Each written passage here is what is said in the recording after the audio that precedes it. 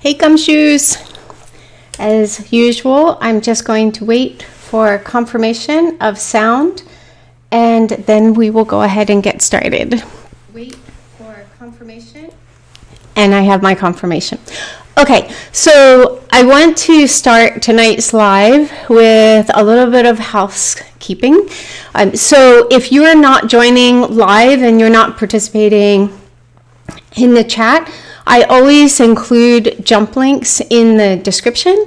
So you can just click on the jump link and jump right to where I actually get started. For those of you joining live, particularly those who are participating in the chat, first of all, we love having you here. We love the community that has kind of developed around A Murderous Heart.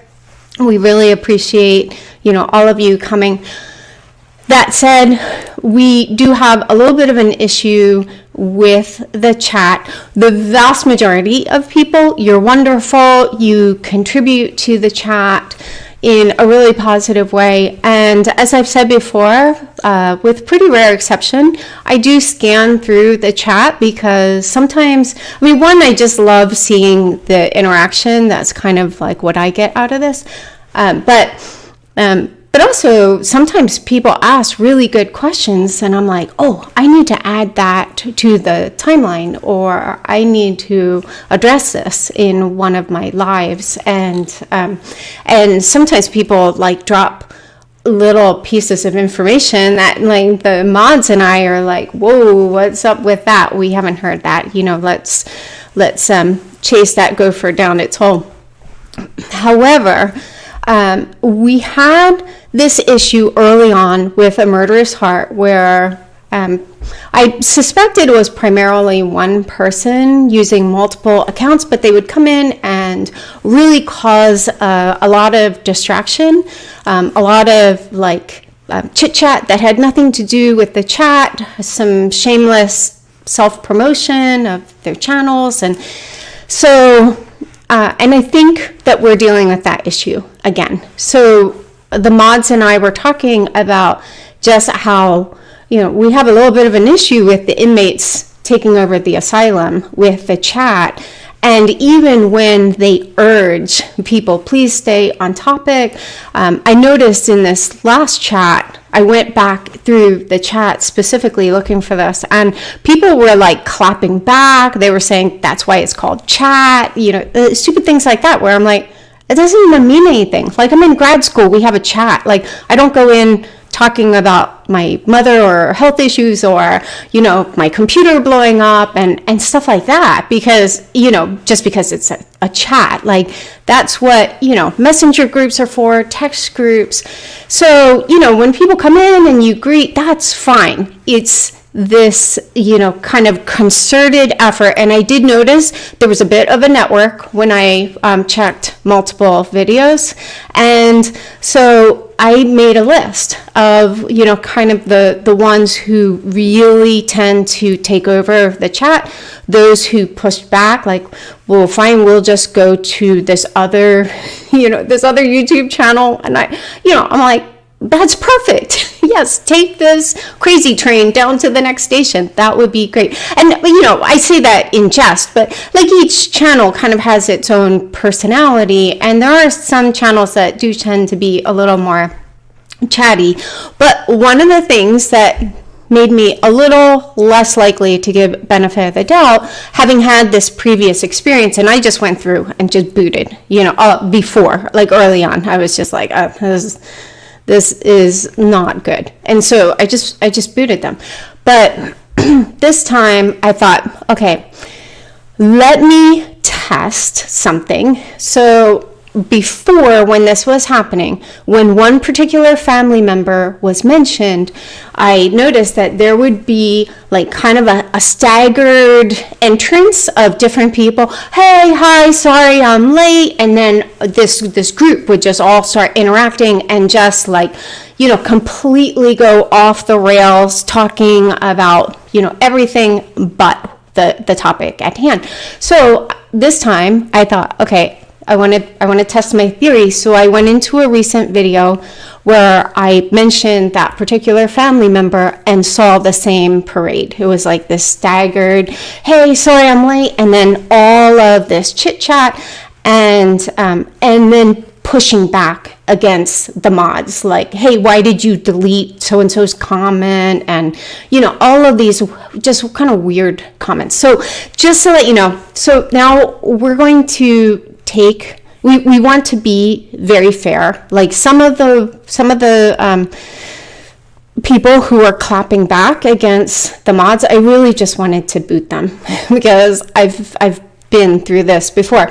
But just to be fair, I copied down those names, I put them in a spreadsheet, and just out of an abundance of caution, we are going to give people basically 3 strikes. You're going to be timed out once, timed out a second time, and then you're going to be booted. And if you're booted, that doesn't mean you can't watch the videos. It just means you can't participate in the chat or leave comments. So, we're not trying to be jerks. I just see that, like my mods, this is all volunteer. Like no one is profiting from this channel in any way. Even on videos where there are ads, I don't profit from them. That's just because there's a copyright issue and Facebook doesn't let you fight the copyright issues, and so someone has the option to monetize your channel, but I don't see any of it. And the same with my mods, like there's they're just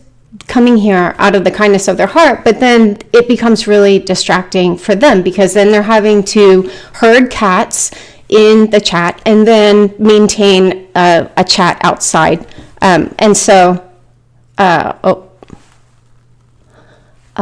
I see one of my mods.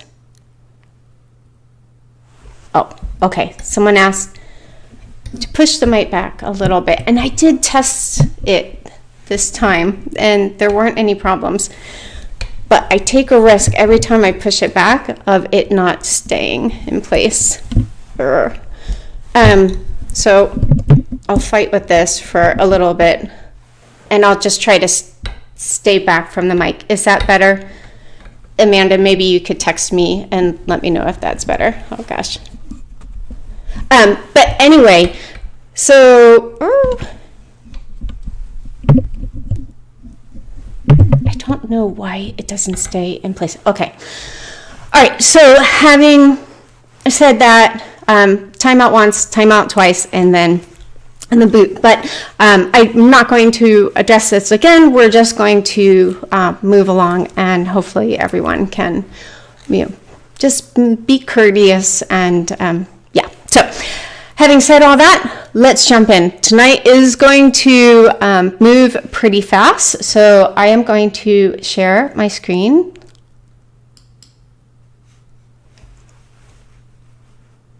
Okay.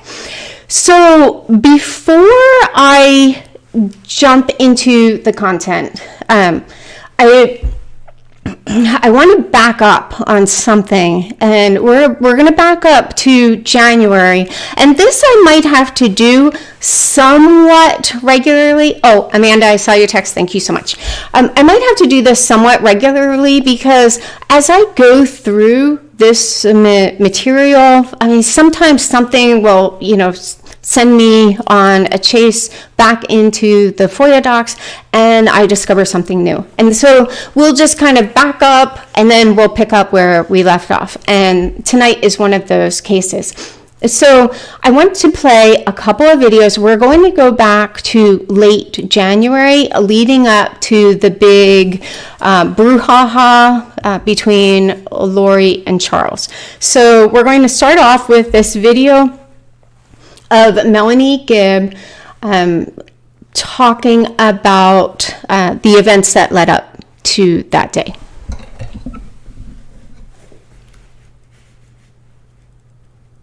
So back on Ned Schneider, when was the first time you heard that, the Ned Schneider? So it was in January sometime. Okay. Yeah, and she was on the phone with Chad.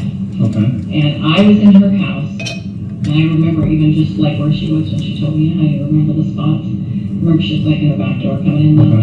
She went out and talked to him probably outside, and I wasn't listening to that. But then she came back in, and I knew she was talking to him. So she was kind of going back and forth, and then she got on the phone and told me about him and told me what Chad said, which was he came as Ned Schneider person. That was in January before the 31st, because I know by then he already knew, right? Which amazing she told him that was crazy.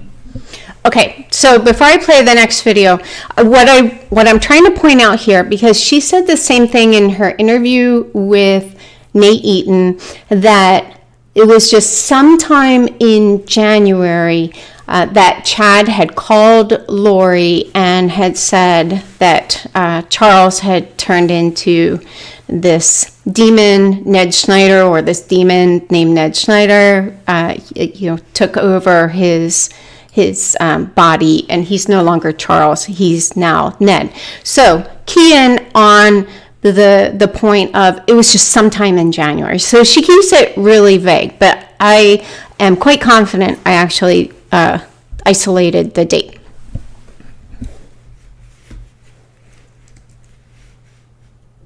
So Alex recovered it.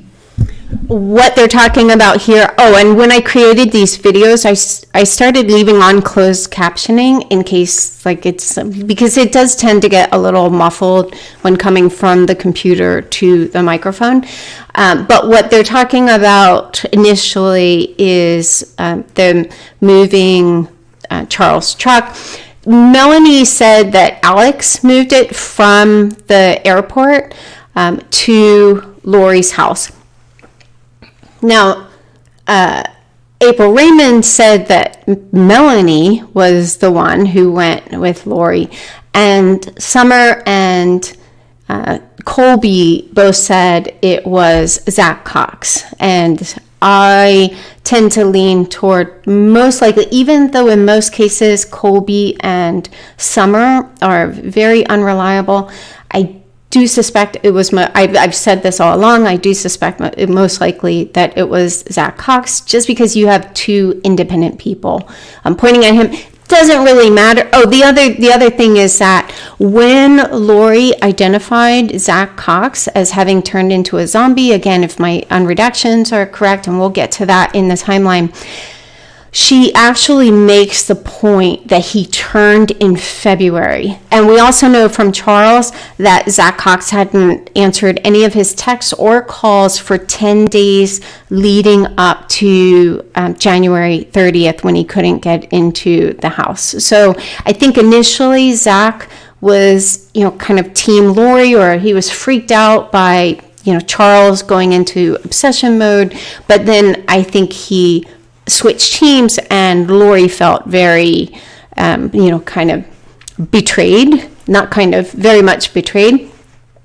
And so I think that's also potentially one more indicator of Zach having moved or helped her move the truck.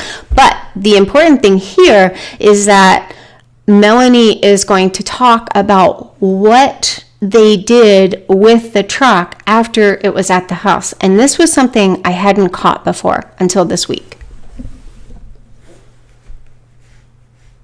Yes. And is that where you guys put his clothes to? Charles's clothes? So let me try to remember the best. Okay. This is a little, I don't remember all the details because they were crazy and rushing, but at some point, let's see, I went over to her house and I saw her box up his clothes. So she had a box that she put his clothes in. She put one in storage, like back behind food storage. Okay. And then she took another one to DI or Goodwill, and she dropped it off at Goodwill.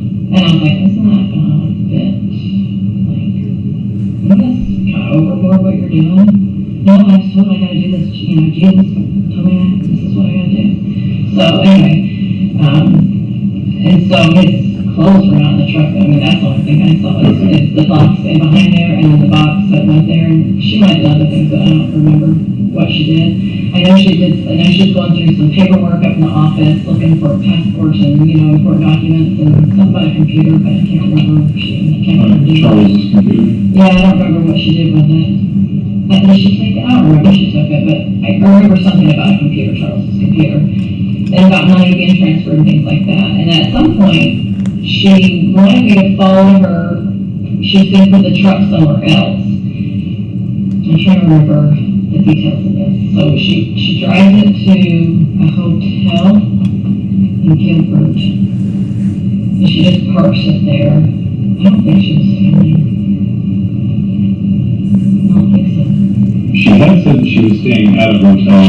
She was staying at a hotel. I did see her at one hotel, but that wasn't the same hotel. That's what I remember. I think it was like a Marriott. I remember she said something like a Marriott something. Courtyard. Okay, Does that sound right? I remember so. I don't remember. I might it with hotel names or car names. Don't ask me names now. Probably, but that's not my thing. So I remember she wanted to move the truck. She moved it. I remember she dropped it off. She drove it and dropped it off at this place. And it was right off the highway. It was like 202. It was right by the temple, like that 202. The new temple river? Yeah, it was near that location. Do you know who helped her with that? Well, I was with her in a car. I was with her in a car. So you followed her in a car? I think so. Yeah, just me and her. Okay, so the new piece of information here is that Melanie, who's now trying to play it off like, like I asked her, isn't this a bit extreme? And okay, first of all, the fact that she claims, Lori's like, no, this is what Jesus told me to do. That's kind of like saying like, no, Jesus told me like to just be a total bitch and like just destroy his life. Like, I know early on people were like, Melanie was just naive, but you can't be that naive. And we also know from her interview with Gilbert police when she went with Lori, they were reveling in it. Like Melanie was, she actually made the point, like, Charles doesn't have any friends, and he drove up in a different car that she didn't recognize. So she was trying to make it sound like, like, I don't know what that was about. It was kind of sketch, when she knew full well, because she went with Lori to drop Charles' truck off in a hotel parking lot and obviously drove her back.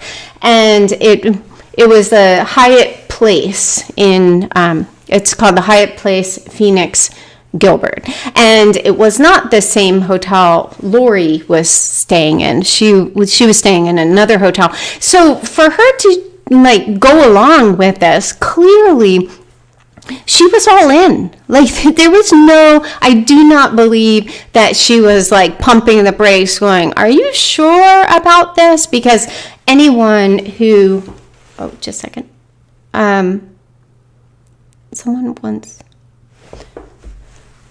Anyone who has any kind of like conscience, I forgot that this was still on here. In fact, I didn't know that it would actually go on here. So I just was trying to pin it. Let me see. Oh, there we go. Okay, thanks. Anyway, so Melanie goes with Lori, drops Charles' truck off in this random hotel, and then goes back. But this wasn't just sometime in February, as she surmises. Or sometime in January, as she claimed. This was, I believe, January 30th. And here's why.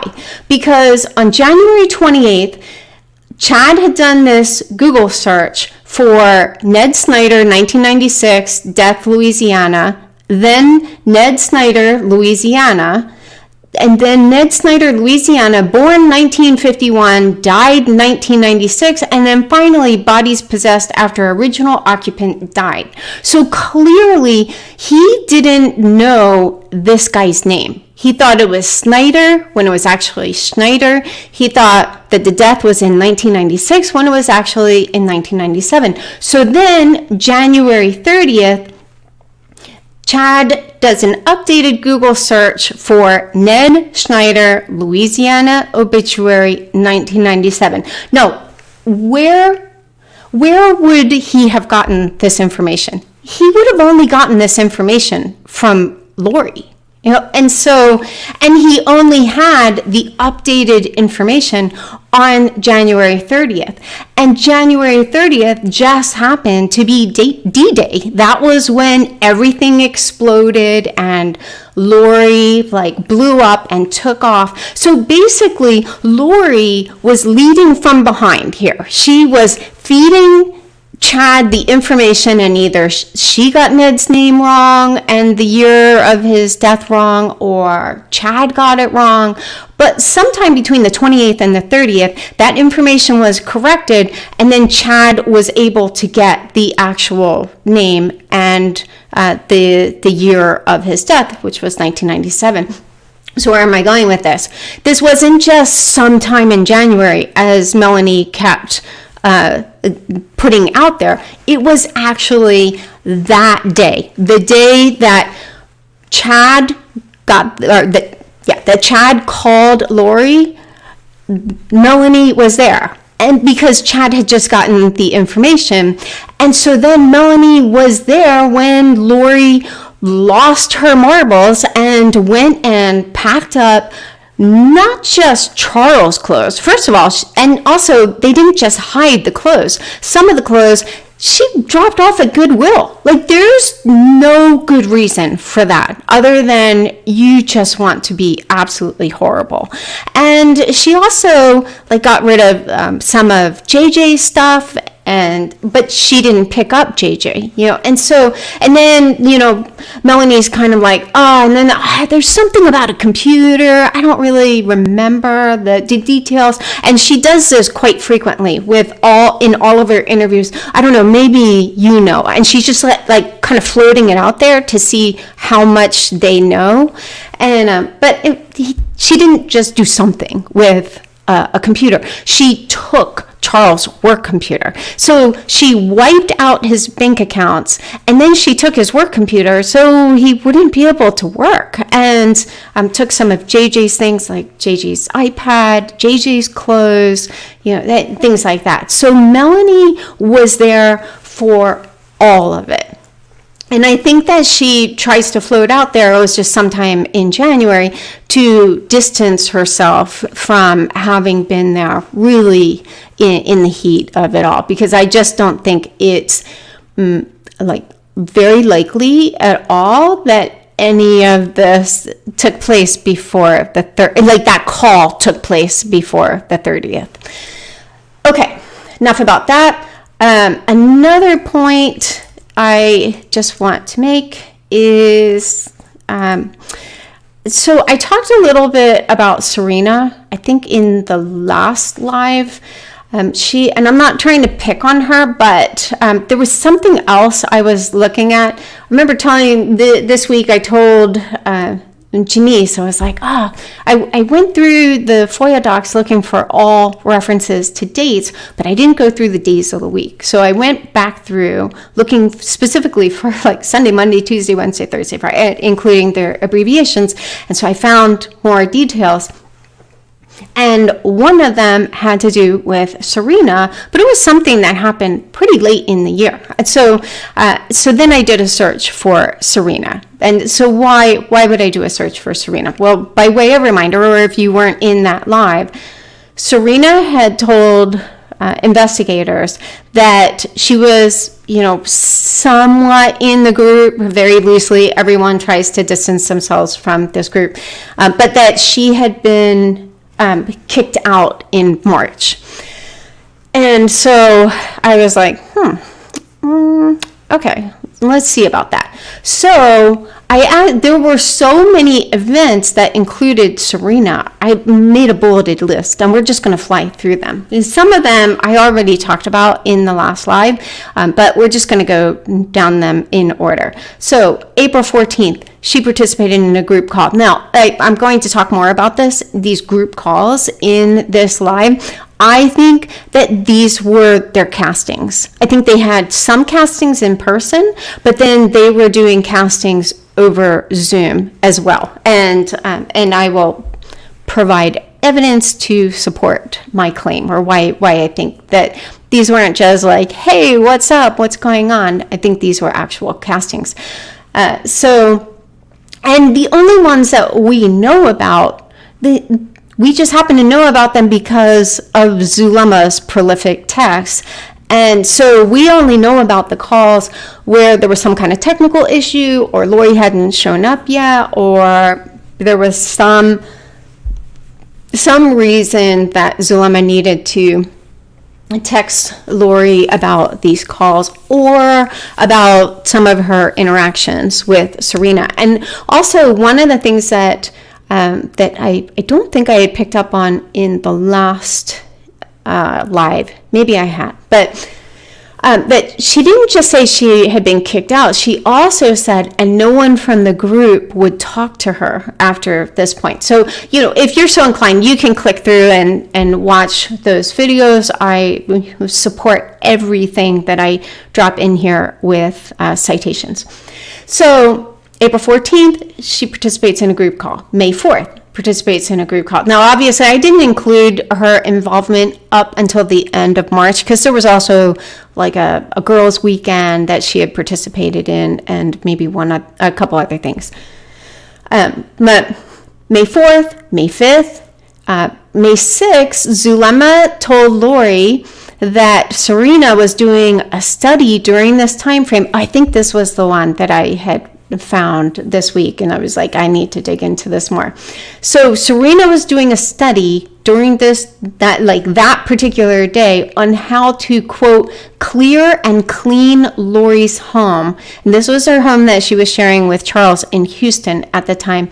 And, quote, get rid of the servants Garrett has. This one I'll actually open it up. Let me zoom in a little bit for those of you on mobile. Serena is doing a study today on what we need to do to clear and clean your home and get rid of the servants he has. And they were talking about Garrett. So by way of reminder, Charles was Ned Schneider. Then he became Garrett. And I actually found that date that he became Garrett. And then you'll see how he becomes. I thought it was Hiplos. I knew that the H was silent, but I just couldn't bring myself to talk with a Cockney accent. But I actually heard Melanie in the interview refer to him as Eblos. So that's apparently how they pronounced it. Okay, so clearly, she's doing this study. She's obviously trying to help protect Lori from, this monster, Garrett, by clearing and cleaning Lori's home and, all this stuff. So clearly she's very much part of the group. May 7th, participate in another group call. May 21st, participate in another group call. First of all, and we'll see more details about this as we go through this, but look at the velocity of these calls. This really stood out to me. These calls are happening on a daily or nearly daily basis. And when you see this gap here, that doesn't mean that there was a gap in calls. That means there was a gap in reason for Zulema to reach out to Lori for some reason and talk about the calls. Okay, on May 25th, Zulema told Chad that Serena has, quote, stopped all her deep studies and is working on the cord Julie, and I'm assuming this is Julie Rowe because Julie Clement was a friend right to the end, and there was some big fight going on between Chad and Julie, so they had their little turf wars. So I'm pretty sure this was Julie Rowe, and she was working on some cord that she believed Julie Rowe had placed, I think, around her neck or something. And then, we'll just pull this up. This is pretty relevant. So Zulema, this is 5:25. Good morning, Chad. I spoke with Serena. She stopped all her deep study. So this was a concern that Chad and Lori had, was that Serena was asking too many questions. And you really see that Zulema, who Serena had said was like her best friend or one of her best friends, so she sounded like she was really hurt that even Zulema wouldn't talk to her anymore. But clearly she and Zulema were in very regular contact right up until November. Now, I don't know that they were in regular contact all that time, but their last interaction that was actually recorded in these texts was in November. So that was right up to the welfare check. So I don't think that Zulema, you see some concerns at one point, and we'll address that. But Zulema is very much advocating for Serena. So she stopped all her deep studies. She is waiting on Stacy to have a session with her. Now, some people thought this was a reference to Lori's deceased sister. This is not. This was an actual person. This was another friend of Zulema. And she was an energy worker, and Zulema tried to get her into the group. She texted Lori, she texted Chad, and no one was picking up what she was putting down. So, but apparently Serena was doing energy work, or Stacy was doing energy work on Serena. So she is waiting on Stacy to have a session with her, and she's working on the cord Julie placed. It's being suffocated. Can you see if she's still being attacked at night? Chad replied, the guy in the interview is 3L, so he seems to be seeking truth. That's about something else. I'm glad you talked with Serena. I checked, and she has cut Julie's cord, and that should help put an end to the night attacks. Zulema replies, yes, I told her to stop all her deep studies and only read that Book of Mormon. Is that about right? Chad, yes, that will help her. Zulema, okay. And then Zulema, thank you.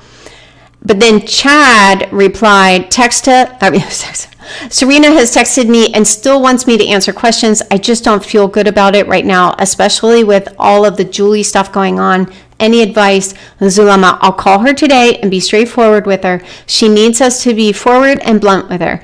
Can you talk sometime this evening? Something is bothering me, and I was wondering if you could explain some things to me. So some of these things, when we get to them in the timeline, we're just going to skip over them. 528. Zulema asked Lori to check in on Serena because another woman, this was Stacy, had told her, quote, Satan was upset about the knowledge she was getting. So Serena had her session with Stacy this morning. She told Serena Satan was upset about the knowledge she was getting and a lot of other things too long to text. Can you check to see how she's doing? So this is the end of May. And Lori replies, I will. And then Garrett was out for 2 minutes and crawled back in. We need to do it again, maybe tomorrow. We'll talk more about that. I mean, this is just so ridiculous. But you see here, Lori agrees to check in with Serena. Now, obviously, sorry, I just need to get rid of this text because I keep thinking that someone has texted me again. So obviously, if Serena had been an outcast, like Lori wouldn't have agreed to reach out to her to check how she's doing. May 30th, Zulema told Lori that Serena's fever is back and asked if she's being attacked. Lori said she'll work on her. So, just exactly what I said. You can come back, pause the video, and check it out more. June 27th, Lori and Zulema. Now, this is where you see the first sign of Serena really falling out of favor, or beginning to fall out of favor with the group. So, let's see here. So Zulema said this June 26th, I have a question for you. What what are these experiences that Serena keeps having? She thought that today she finished her physical. I don't know what that means. Is she moving forward again, or is she still at the same place? Lori replies, hey, I have her at 33% physical. I called her yesterday to see how she was doing, but we keep playing phone tag. I don't know, that could have possibly happened. Sadly, whatever that means. What do you think we should do to help? Zulema, IDK. I'm just wondering if she's being deceived. It's hard to tell. I've mentioned, this is one of the most hilarious lines in these FOIA docs. I've mentioned being humble a lot to her, but she says she's being humble. It confuses me at times. And I'm just like, yeah, that's exactly what I would expect a humble person to say. Anyway, this is a dilemma. Lori, yes, I know. I just know that she hasn't moved in weeks, so I'm not sure what's going on with her. I'm asking and praying how to handle it. It's been a crazy week, but I'll try to concentrate on that today. Zulema, I see some tendencies of acting like those self-righteous people in the church. I also see how people in the church try to show off their kids to boost their, quote, righteousness. She said that she reads the Book of Mormon very fast, and there's extra blessings from that. So I'm wondering if she's being deceived, because it sounds like she's caught up in the cultural part of the church. Ooh, serious allegation. Lori, I agree. It's like she wants the fast track to heaven. We both know that it is through long suffering that the Lord works. It's His timing, and we have to accept His will. Now keep in mind, I mean, this is just days from when Lori very much does not exercise long suffering and does not wait on, quote, God's timing or accept His will, and actually has her brother kill her estranged husband. So, I mean, just the hypocrisy, it really boggles the mind. Zulema. So they're using that to get in and deceive her. Kind of like when I was mad at Kara. Kara is her daughter, but was a teenager at the time. They were able to come in and attack me. They will use any weakness or terror in our spiritual or energy fields. They're giving her some very real visions, dreams, and experiences. Again, this next, Lori's response is just ridiculous. Or she is making them up. I'm not sure. It's hard to discern because she is really convincing when you talk with her.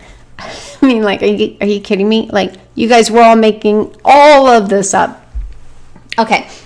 July 19th, Chad rated her trustworthiness 18 out of 100. So at this point, they clearly don't trust her, but there's no indication that she was shunned or booted.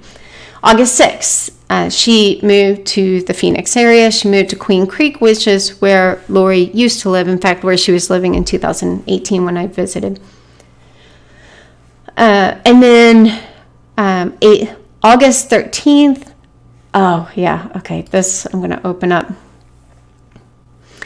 So Zulema texted Lori, I had a dream last night that I was putting my hands on Serena and I could see visions, and I started sobbing and blessing her with humbleness. Zulema, I also dreamt that I could actually have a man in my life and be vulnerable again, and this person was kind and loving and humble and nice. He was the kindest to me. This part really is just kind of heartrending, because this was just within days of Lori telling her that she was supposed to marry Alex. So then Zulema goes to the Lord and gets this confirmation. Lori replies, that's so amazing. I love it. Zulema answers to my questions. Lori, the Lord is so good. I love the way He confirms things to you. So in other words, He confirmed that Alex is supposed to be your husband. Okay, we don't know the date of this, but Serena had a lunch with Lori, Zulema, Melanie Boudreau, Alex, and Nicole. We already listened to this. this is where she was telling investigators, that it was like kind of to her chagrin that she moved there, and she wasn't moving there because of Lori or this group. They just had a word from God. They were definitely supposed to move there. And anyway, so September 21st, this is definitely where you see Lori being like in full paranoia mode, and I'll just read this. Lori, FYI, if anybody asks about me or where I moved, you can just say I moved in with my brother in Queen Creek, which is weird because he wasn't living in Queen Creek. He was living in Santan Valley. Especially those who seek my destruction. And then she's like, how are you today? And so Zulema, I don't talk to anyone about you at all. Did you tell Jules that you moved? I am going to meet when she gets back from China. Typos. I'm okay. I slept in today so I could get rest. I needed it. I'm going to the temple. I'm going to ask for a protection and clarity. I was invaded with dark thoughts yesterday. This is very on brand for Zulema. She frequently thought she was being attacked, but much better today. Thank you. And then, wait, who's seeking your destruction? And then Lori replies, lots of people, Serena and Christina in particular, my family and such. Now, my personal opinion, well, I'll just read the rest of this first. Zulema said, that makes sense. Have you checked on Serena? I've been avoiding her and not answering her as I used to before so that I create some distance from her. I only keep in touch with Jules. Jules, I'm pretty sure, is Julie Clement. Lori, me too. I haven't talked with anyone. And so just going back to this, this kind of operates under the assumption if Zulema is being honest, which is a pretty big if, that meant that Serena was still reaching out to her. Then Zulema says, I think that's best that you stay hidden. I'm staying quiet as if nothing is happening. You are right. Are you doing good? Is the Lord saying anything yet? This will actually get more too, because that is actually really significant. So my opinion on this is, I think at this point, Lori was very much irritated with Zulema's friendship, that she had continued this friendship with Christina and Serena. I think, once Lori put out the low trust rating, I'm sure even leading up to that point, that they probably weren't including her in these prayer circles and things like that. But they weren't completely out of the group. But I think that was most likely more on Zulema's part. So I think that Lori was basically, because Lori is very much, you're either for me or you're against me. Like, you can't be friends with someone who I now see as an enemy and be friends with me. But I also see some passive aggression on Zulema's part. So I think that Lori was trying to get Zulema to break off her friendships with these women, like Nicole, Christina, Serena. But Zulema wasn't doing it. And I think there may have been some passive aggression on Zulema's part because, one, these women were probably a lot nicer to her. Like Lori, she would ghost her. She would just not reply to her questions. Chad would do the same thing, though he was a little nicer to her. But then when she needed something from Zulema, it was all like love bombs and stuff. So I think that Zulema was mentioning, especially like the last reference we see of Serena, I just kind of feel like, no, this is a shot across the bow. But, anyway. Okay, so let's look at that one. November 7th. Serena was at the temple with Zulema and claimed to see Portius, who Zulema claimed had appeared to her. So Zulema and Serena are at the temple. I don't know if they just happened to run into each other, if they went together, but Zulema thought that this person who she was married to in a previous probation had appeared with her and she asked Serena if she could see her. Yeah, I'll just read it. Let me zoom in. Zulema to Lori, guess what? Porcius went with me to the temple today and showed himself to Serena, letting her know he was protecting me. Isn't that amazing? And Lori's like, okay, I don't care about this Portia stuff. How did it go with Serena? No, keep in mind, Lori was on her honeymoon. So why is she replying to Zulema? Because she's concerned about this Serena issue.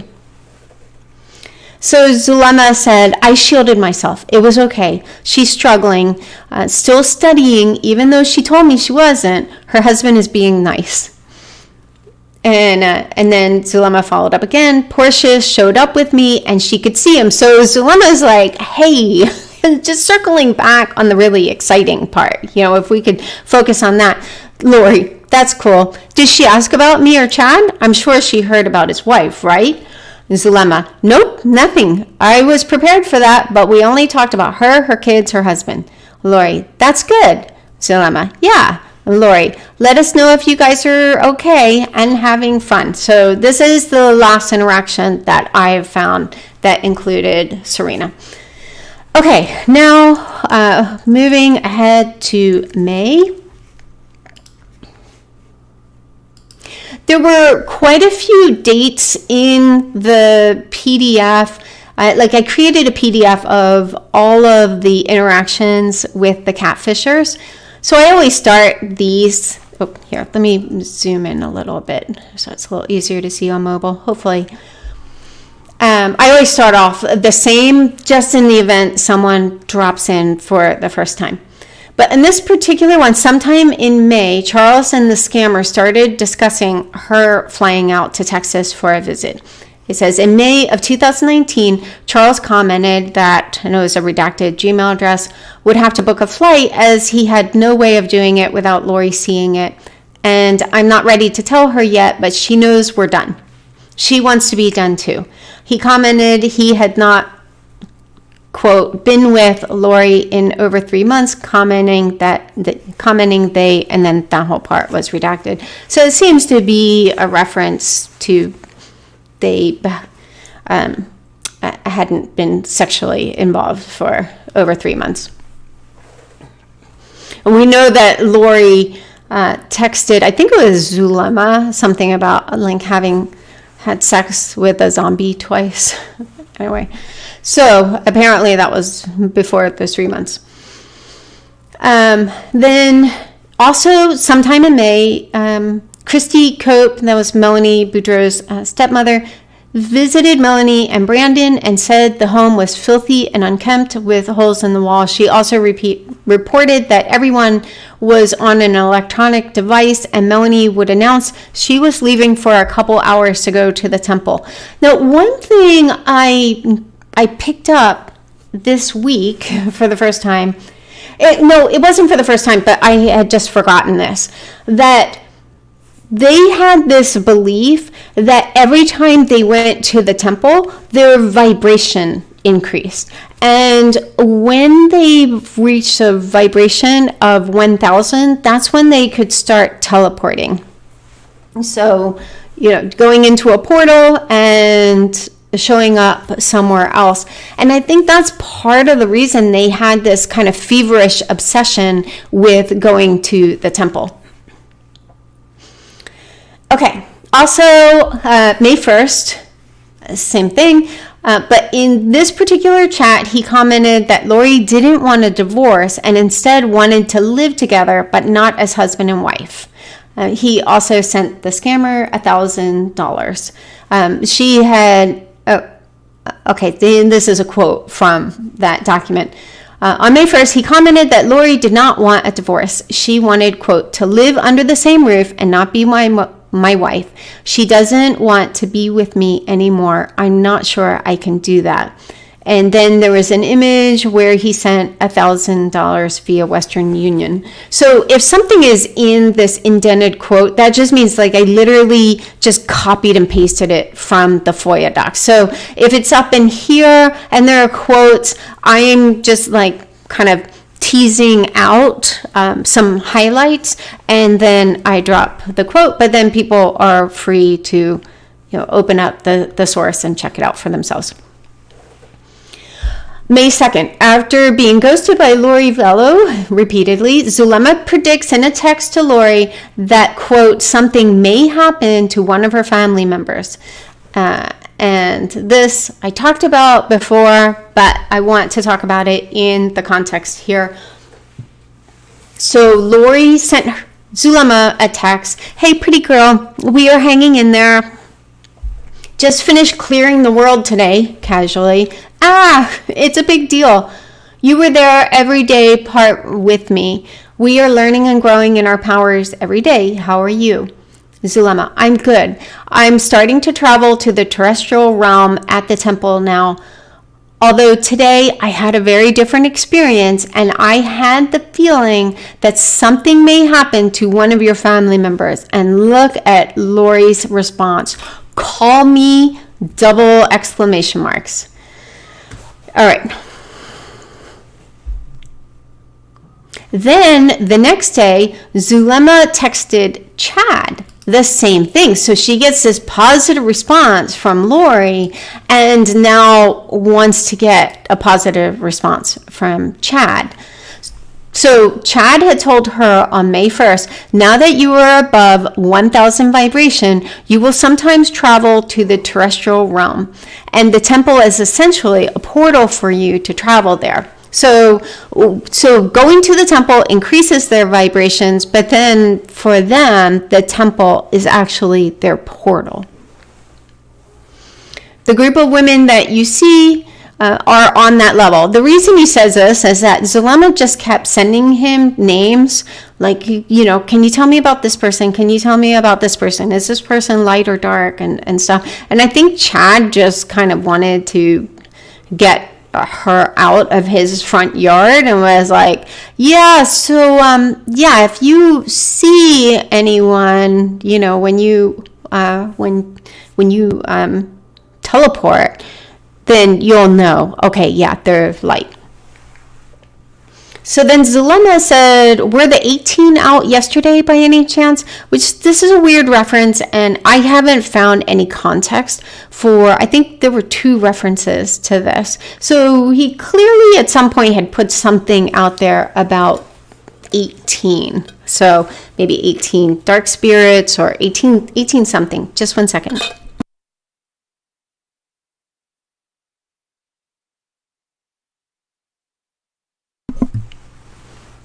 Okay, Zulema said, I had a very strange travel yesterday. It was confusing, not like the others. So, she immediately jumps on this whole thing that, Chad had told her, you'll be able to, travel.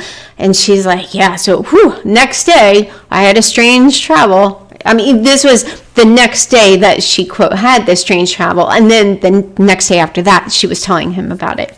So it was confusing, not like others. Serena felt an attack as well. Then I heard a voice saying, someone in Lori's family is going to die. Now, Chad doesn't reply.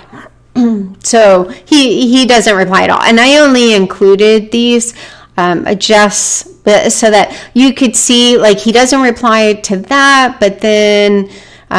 so she circles back like, a few weeks later and was like, her heart is aching and she doesn't understand how Serena could be indoctrinated in such a way. How does she make sense of it? And then they agree to talk. Okay. And then it's like, you're wonderful. I'm so blessed to know you, etc., etc. Same day, Venmo transaction from Lori or Tylee to Colby's account. May 4th, Lori, Zulema, and Serena, we already talked about that. They have a conference call. We don't know who else was involved. We just know that Zulema actually mentioned Serena at this point. This one, the one on May 5th, this is what convinced me that these were castings, because they have a conference call, but Zulema, who, just has to document everything, she asked Lori, and, feel free to, go through this if you are so inclined. But the point that's relevant here, Lori asked Zulema, "Hi, can you text me a list of the powers we are going to use?" So I was like, whoa, I just found this week. I was like, this is the first reference I've found to their actual powers. So we know from Serena's interview that they all had different powers. Serena's was water. I highly suspect, I hadn't ever really thought about this, but someone commented on one of the Murderous Heart videos and was like, I bet Melanie Gibbs was fired because she was so, kind of obsessed with fire. Like, she wrote a book about it, and then she and Lori did a podcast, What is the Baptism of Fire? Just they published it the day before, or the day before Tylee was last seen. and her remains were burned in a fire. So really creepy stuff.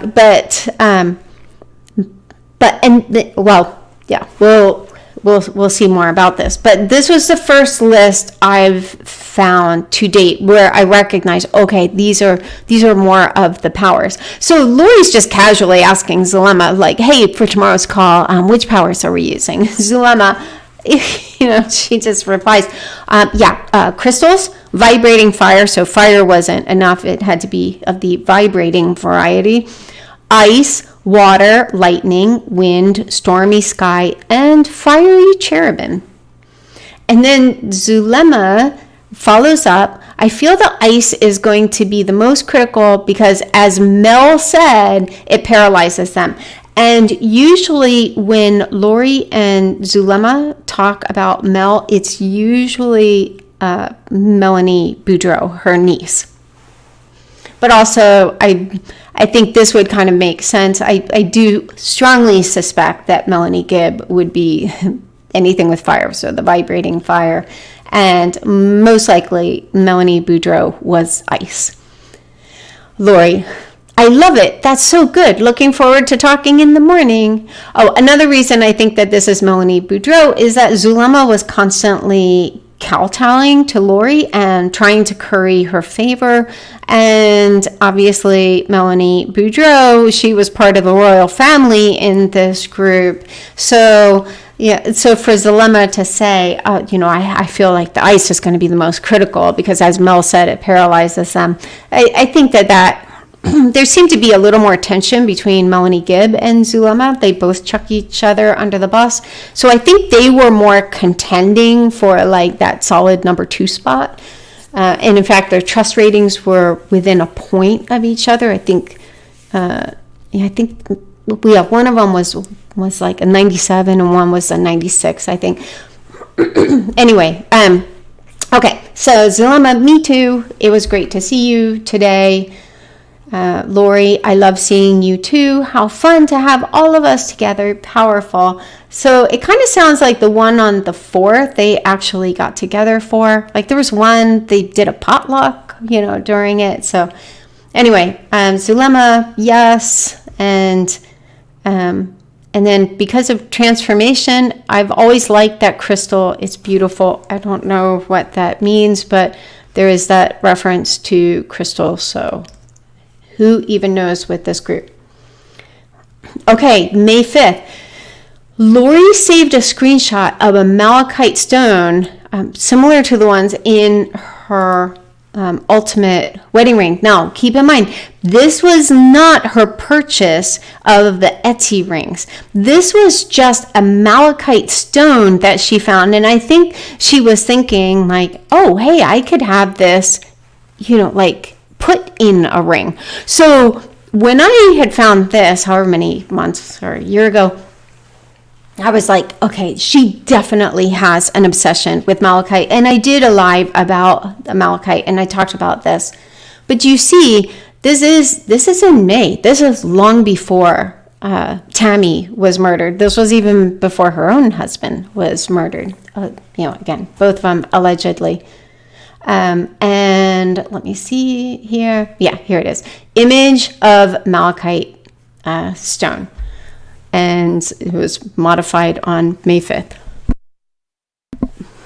So,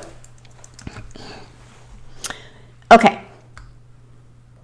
Oh, and another point is that Kay Woodcock had said on a Facebook post that she published June 23rd in 2021 that she found evidence that Lori searched specifically for malachite wedding rings. And I thought that was really interesting.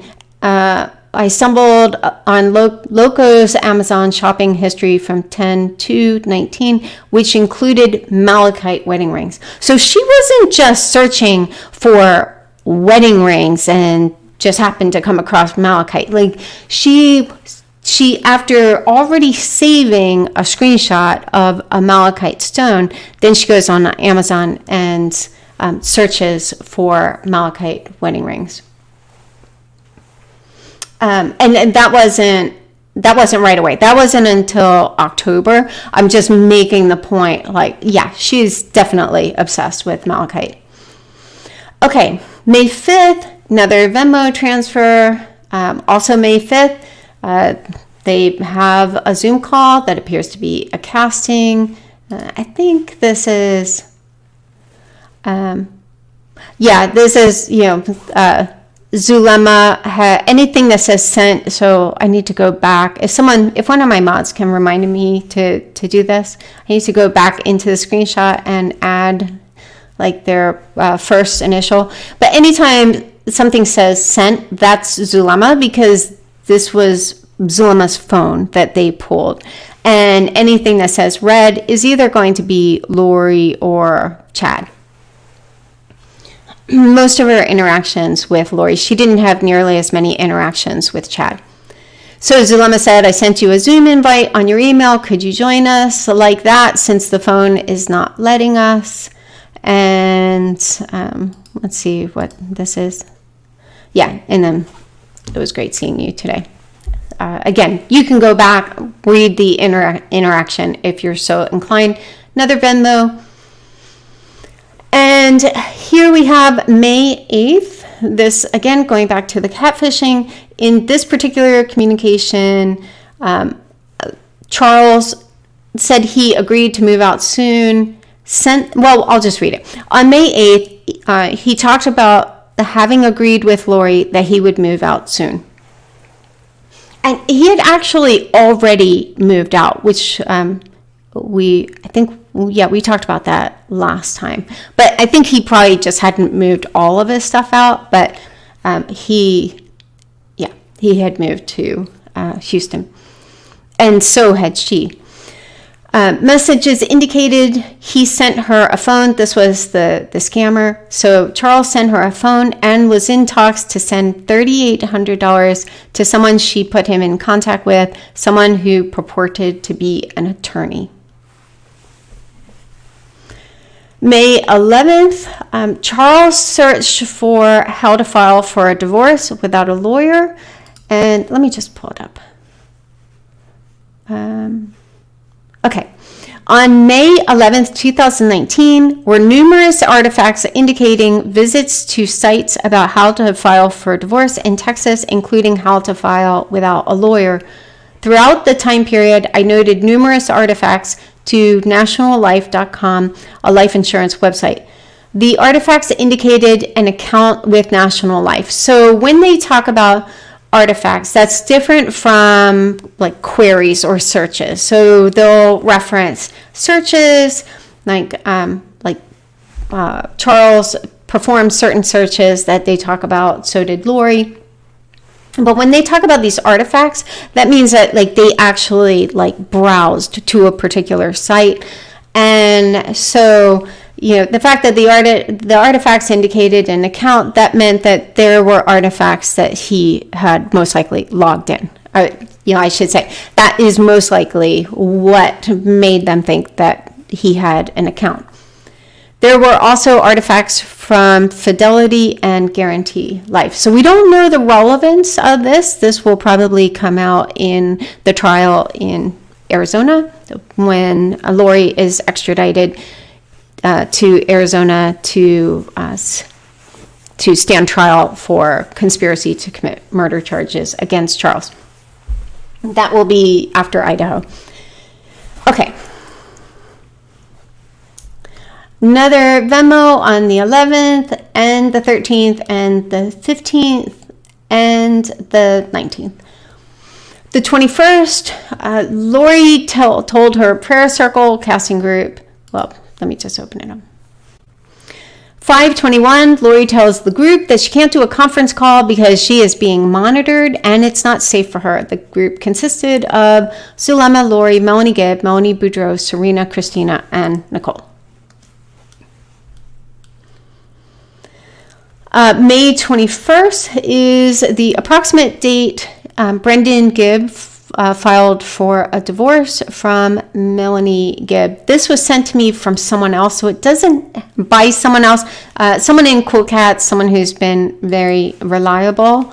I haven't looked it up on the site. I had just asked her if she knew when Brandon actually filed for divorce, and this is what she sent me. So full disclosure, it doesn't have Brandon's name, but I think the one where the divorce is finalized, I think we see his name.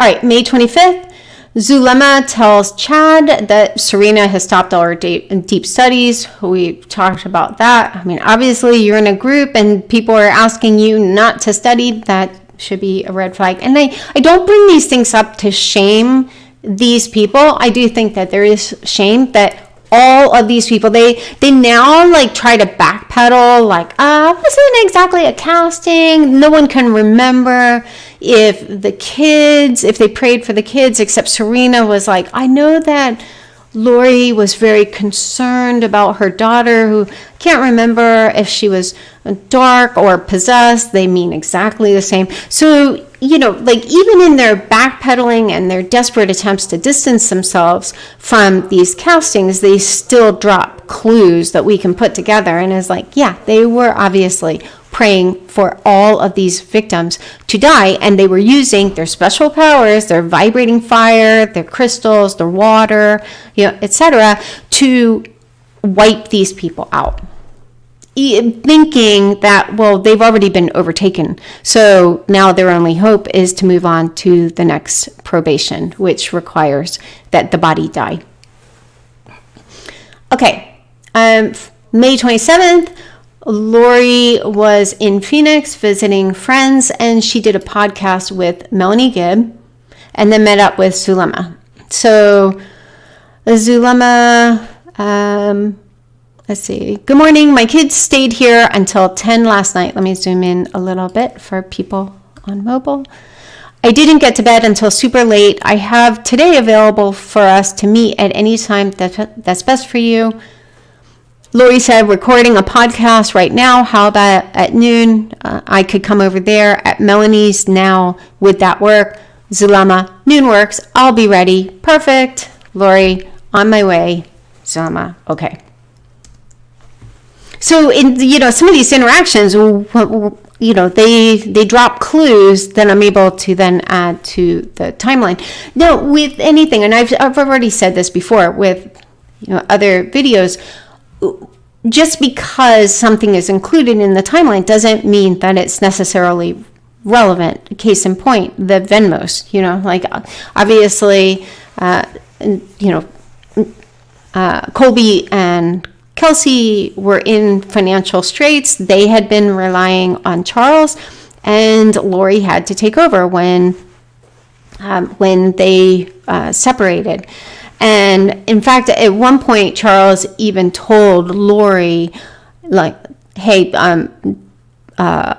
Colby needs to pay for the car and insurance himself. If he can't afford it, he can't have the car. He said also Tylee, and he said any money that you give them, like to help them out, that's coming out of your allowance. So Charles was sending her a certain amount of money each month, and it sounds like they had one shared account, probably their original shared account, and he was just dropping money into that.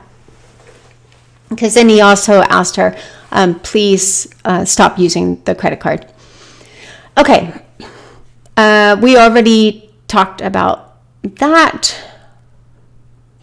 Yeah, okay, so, and this is where Lori had told Zulema that Garrett was out of Charles for almost 2 minutes and then crawled back in. That was on May 28th.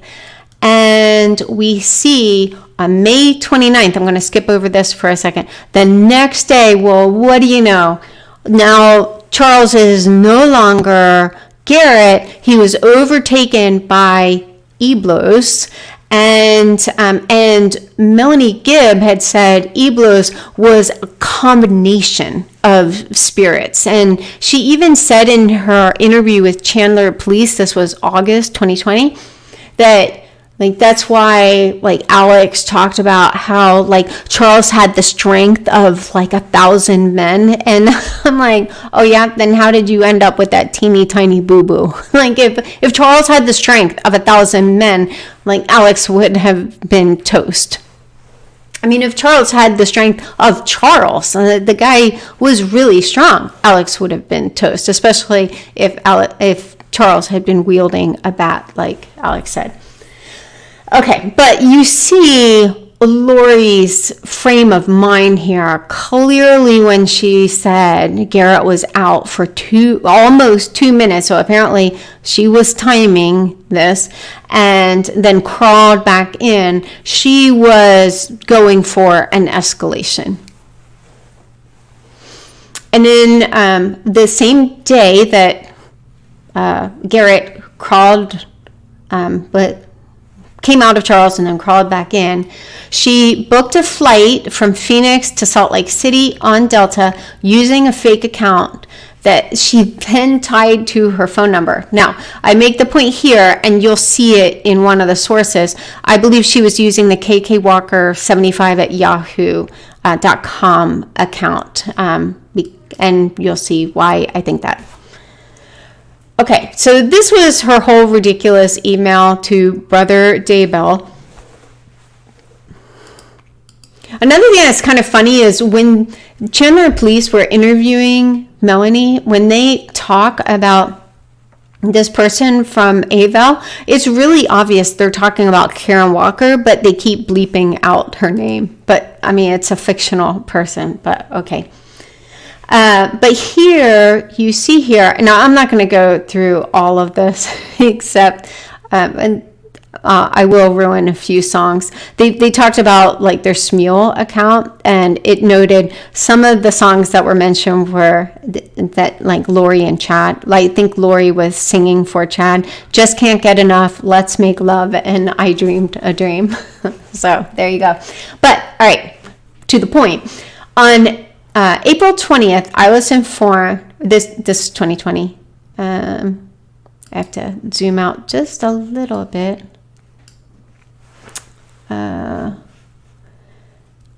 Let's see, gonna have to zoom out more. I hate that I can't like just get rid of this. Let me see if I included it. Oops. 420. Oh wait, no. Okay. Ah, darn it. Okay, here we go. On April 20th, I was informed by FBI analyst Nicole Heidman that Lori utilized the KKWalker75 account, and this, fits in the redaction. So that's part of the reason I think it was the KK Walker account. To book a flight from Phoenix to Salt Lake on May 28th, Lori was listed as the passenger along with her credit card number and phone number. This would further indicate that Lori established this secret account to converse with Chad Daybell and further their relationship. So Lori, these guys, they think they're so gangster, and they're so sneaky. And then she does something stupid like connects her KK Walker account with her phone number and her credit card, which is just unbelievable to me. It's just like Chad and Alex doing all of these searches while logged into their Google accounts.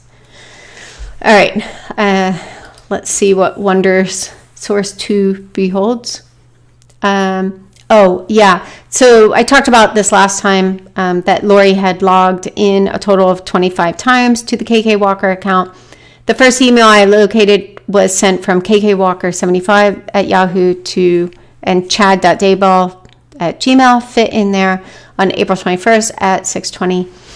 Anyway, it was just another point in the FOIA docs that also talks about what I believe to be the KK Walker account. But what's amazing to me was her tying it to her phone number and her credit card.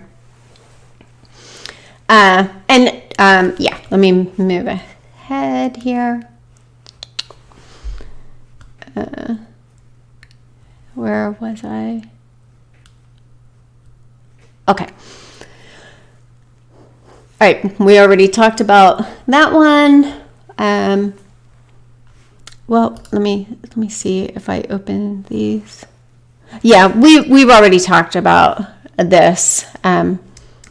So I'm not going to go into all of that, especially since it's a longer interaction. But you can always pull up the timeline and open up these screenshots. And I also talked about this in another live, but you see here, I use this to establish that Lori was the one coming up with some of these names, contrary to what Melanie Gibb, I think Zulema also said that Chad was the one who came up with the names. But here you also see, in addition to the Ned Schneider thing, which there it's kind of assumed, like how would Chad have known about, this guy, Ned Schneider, who died in 1997? But here you actually see it verified. So Lori told Zulema in a text message, perfect, I found out there are 4. One is a level, this was supposed to be level 4 entity. His name is Eblos, the H is silent. The other 3 are level 3s. Let's do this. Another thing I just found out this week was when Melanie was interviewed, in one of her interviews, she talked about like these levels, and these levels like line up with how many times someone has been to Earth. So she said someone who was a level 2 point whatever meant that they were a first creation.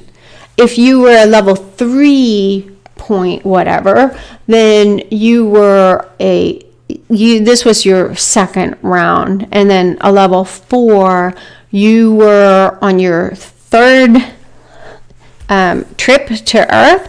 And that was the point where people made covenants with one side or the other. So I don't think that they were really consistent. And you definitely see they weren't consistent with Alex by any means, because initially, and we talked about this in another live, initially Lori had said he was like a kindergartner, he was a first creation, and then when she wanted Alex to marry Zulema, then suddenly he was a multiple creation. And then I think by the time Chad bestowed him with his priesthood blessing, I think he was like a 4th or 5th creation. I think 5th, because I had made the point that Zulema had said Chad had said she was a 4th or 5th, and so I was like, I think she would have remembered which one. So I suspect she was told she was a 4th creation, and in the end, Alex was a fifth creation, and Zulema kind of took umbrage at that, like, 'cause she really saw herself as being more spiritual than Alex. So I think that's why she was like, I don't know, it was either fourth or fifth, but there's a lot of conjecture. I definitely veered into the conjecture lane on that one. Okay, but then 2 days later, you see Chad searching while logged into Google. I mean, it's so easy to like just use a logged out account. So it's really amazing to me just how not tech savvy these people were. Like, apparently they didn't even know how to go incognito on their phone or their devices. Anyway, okay, so here he is searching 2 days later to find out what an eblos is. And so clearly Lori took the lead on this one too, and Chad was left to try to make sense of it. Now, I am not in any way minimizing Chad's involvement. Chad was absolutely despicable in his involvement, but especially this past week, after seeing like the timing of his searches for Ned Schneider, followed up by Ned Schneider, and then it's like he gets the updated name and then like calls her. I mean, this was all obviously very, very contrived. I mean, if I had to say who the ringleader was, I would say it was Lori. I mean, I think that they were, I've said repeatedly, I think they fed off of each other, and there really wasn't a true ringleader. But from what I've seen in the FOIA docs, I think Lori was very much leading from behind and then having him like back her up. Like, okay, now you call me and you tell me that Charles was overtaken by Ned Schneider. Anyway, okay. May 29th, we've talked about this in other lives, but I want to talk about it in the context of this timeline because, like I said, you see things really speeding up at this point. Zulema had already said, I feel like something's going to happen to one of your family members, then followed up the next day by, I think one of her family members is actually going to die. And now, this is a few weeks later, she said, I will go in spirit when the bomb goes off, and I'll be there to see JJ's spirit to go to the presence of the Lord. Then I and the angels will protect the bodies and not allow for them to be possessed by evil. I don't think that Tylee was most likely included in that because in their minds she was already dark, and we see a very troubling reference that she makes to Tylee right after they moved to Rexburg, which confirms they did not see any hope for Tylee. Lori replied, perfect. We've already talked about this. I found out there are 4. One is a level 4 entity. His name is Heblos. The H is silent. Let's see this. Zulema, I encapsulated them with invisible hidden capsules that will close and capture them as soon as the bomb goes off and they leave the body. I also created a safe path guarded by warrior angels for Jonas to come and bind them and take them away as soon as they exit the body. I mean, that doesn't sound comforting, but I have a good feeling of this. I saw myself protecting the bodies, and this is a pretty consistent pattern with Zulema. She keeps inserting herself into this tragedy, and she sees herself very much as a protector. First she was Lori's protector, now she's protecting the bodies of the people who are going to be murdered. And then Lori, I could not love you more right now. You are an amazing goddess. And at one point she even said, I couldn't do any of this without you, something to that effect. So I make the point here that I personally have never believed Melanie Gibb's claim that Lori said like the day before Melanie visited that JJ had turned into a zombie. I think they all knew all along the plan for the kids, because we'll see where Melanie Boudreau encourages her to get life insurance on Tylee and JJ, because you never know what could happen. This was right after Charles was murdered. And I think all of these people knew the plan, that the kids were going to be gone, that Charles and Tammy were both going to die. So I think, again, they try to make things sound a little more like in the moment, so that then, like if Melanie didn't know until she actually got there, no one could say, hey, if you knew all this time that JJ was a zombie, and I mean, this is May, and Zulema's talking about ushering JJ to heaven personally, then that begs the question, why would you go out there? But, Melanie Gibb went out there, Zulema went out there, and Melanie Boudreau, and I also suspect, as I talked about in another live, Summer. I believe she was the mystery woman who went out there and was seen in the Ring camera footage on, I believe it was October 29th. Okay. And I already shared that. That was in the live about the 4 mysteries that I believe may have been solved in the FOIA docs. Okay. All right. May 29th. We already saw this interaction. She had texted Chad with more questions. Chad tells Zulema he doesn't feel good about it, especially with this ongoing dispute with Julie. May 30th. Zulema told Lori that Serena's fever is back, asked if she's being attacked. We already covered that. May 30th. Lori, now this is very interesting to me. Just a second, I'm going to get a quick drink.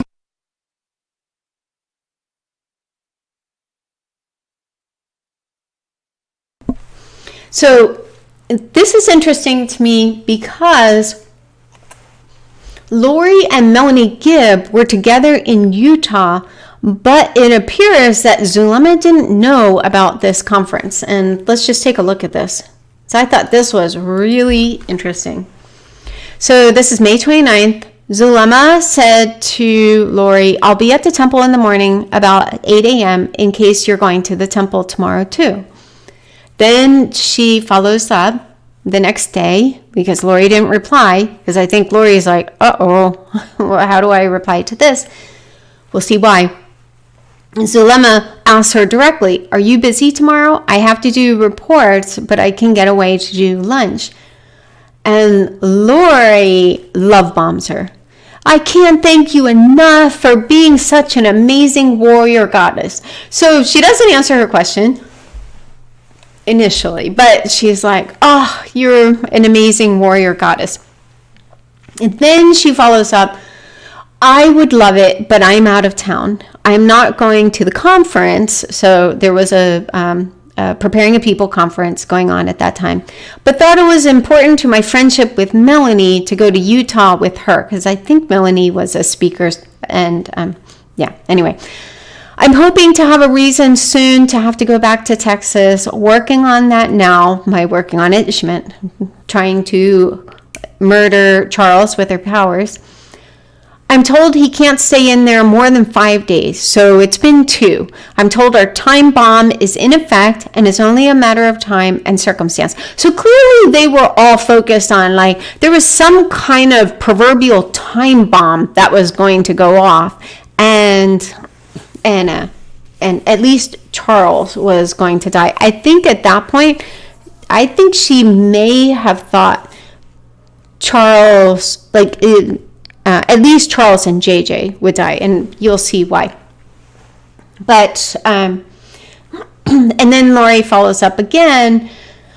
This was just a few minutes later. I've also found out some other great info, and your revelation yesterday about hidden entities and deeply hidden entities was the key. Multiple exclamation marks. So you can tell she's a little anxious about, like, Zulema being upset that Lori was with Melanie Gibb in Utah, because I'm sure Zulema is like, wow, how did I not know? Why didn't anyone tell me that you guys were going to Utah?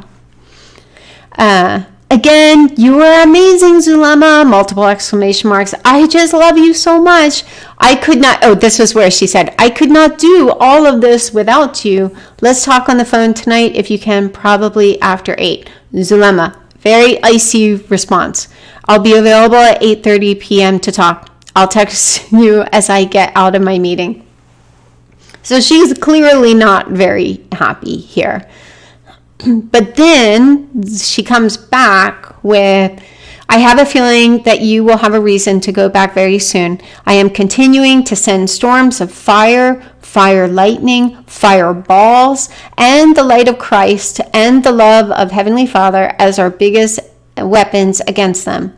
Soon, very soon.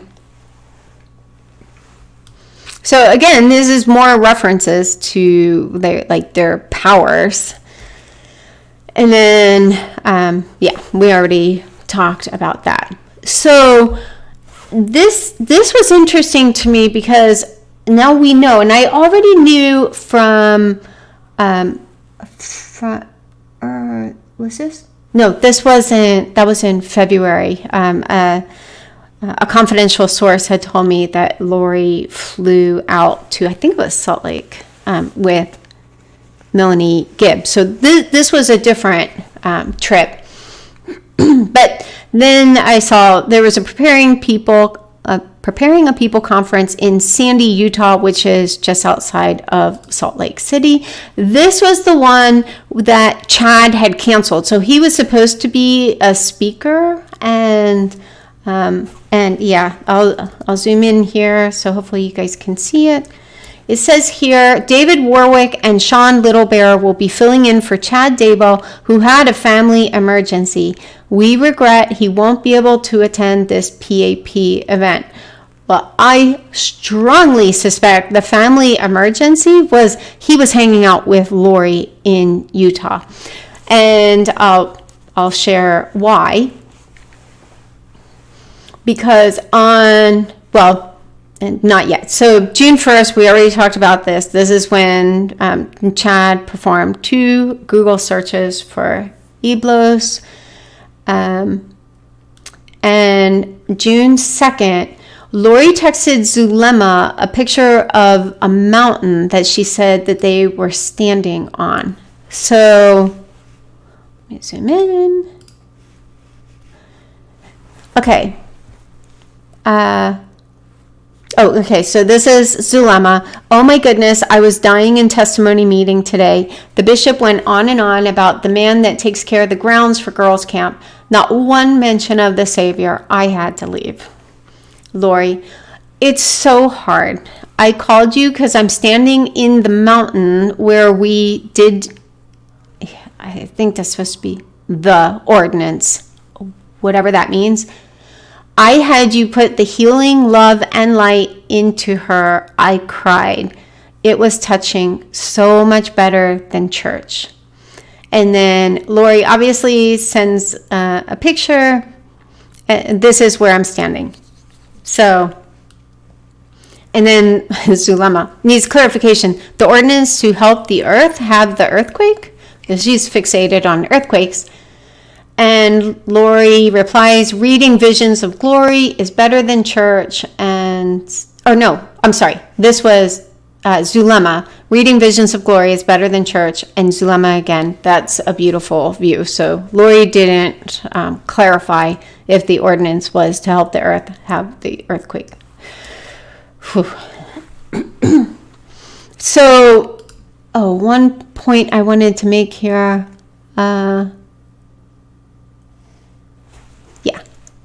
Is I suspect that Lori was with her at this time.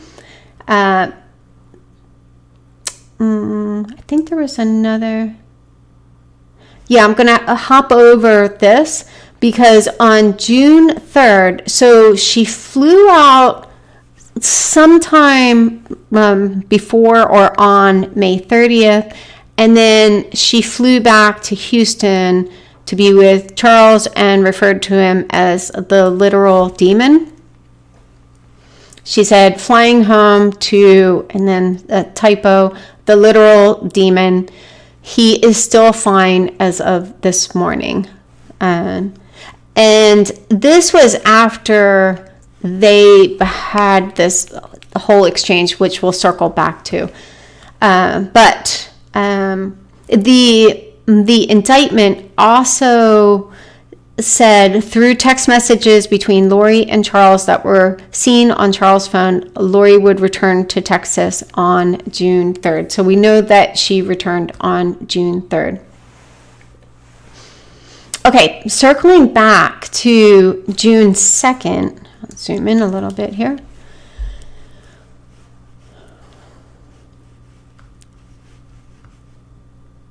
Okay, so on June 2nd, so this is the day before she returns, she is thinking, like, Charles is going to die. He has to die. She has to have this reason to return to Houston. And we've talked about this before, but again, I'm just going to read it in the context of where we are in the timeline. Also, I really try not to operate under the assumption that anyone has seen a previous live. So this is June 2nd, and Lori and Zulema have this absolutely bizarre,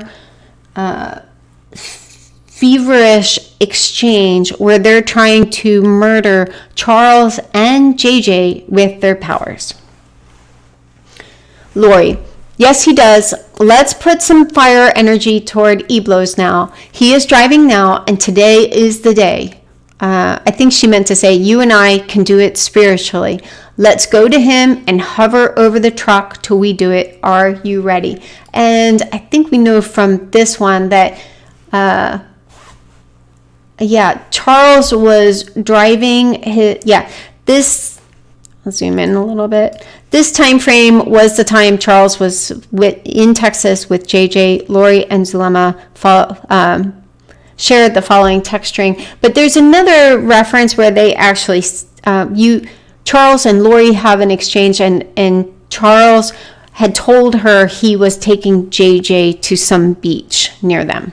So that's why Lori knew that he was going to be on the road with JJ, and the police report even notes that JJ would have been in the car with him at the time that they had this exchange.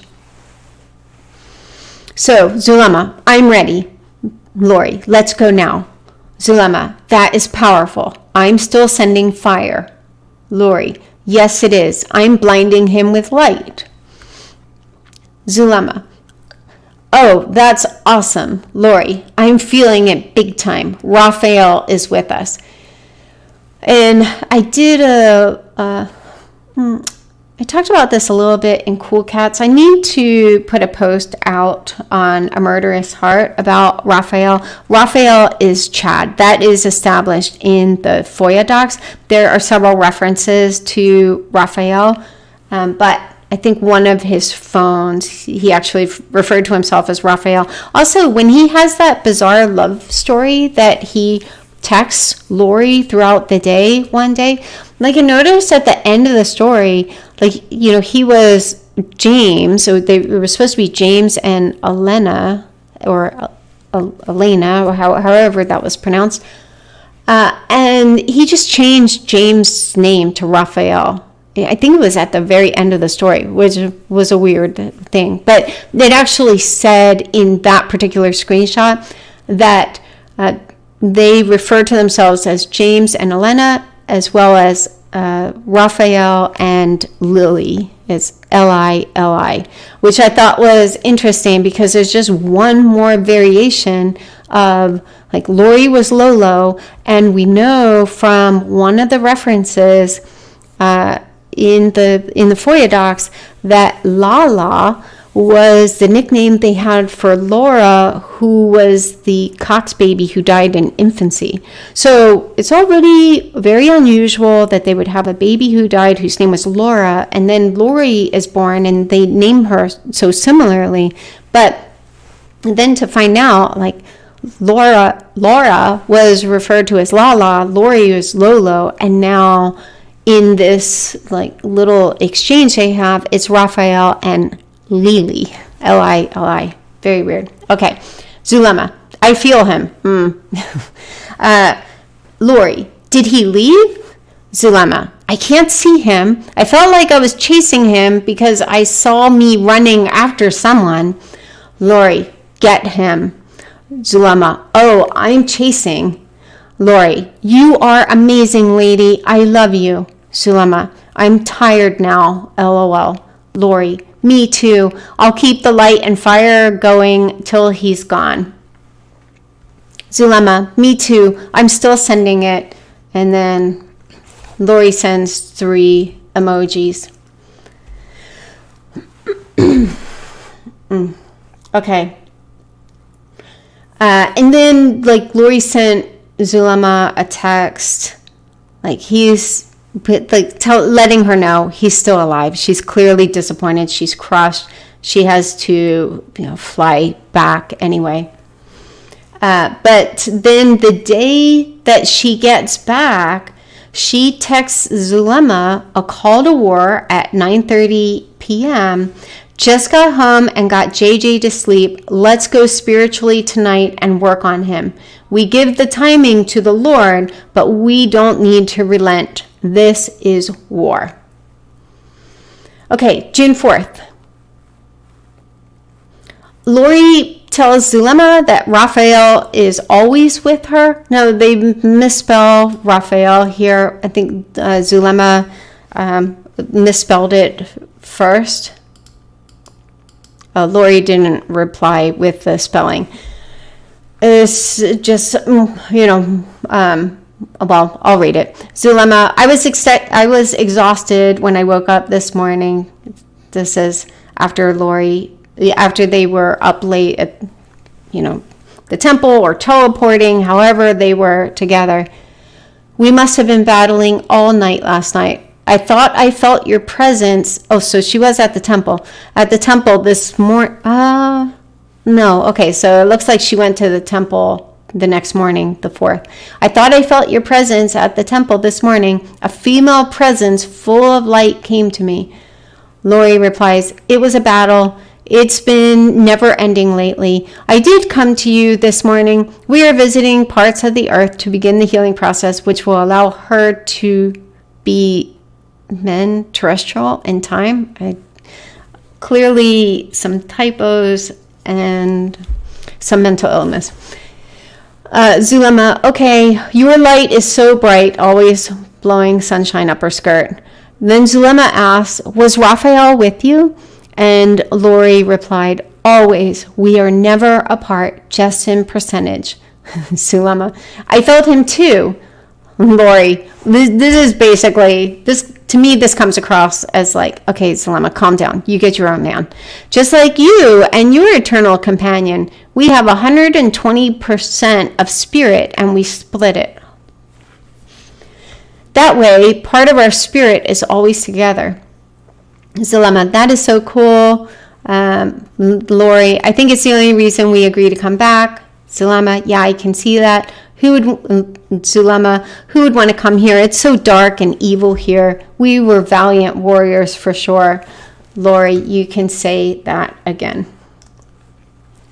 Really dark, disturbing stuff.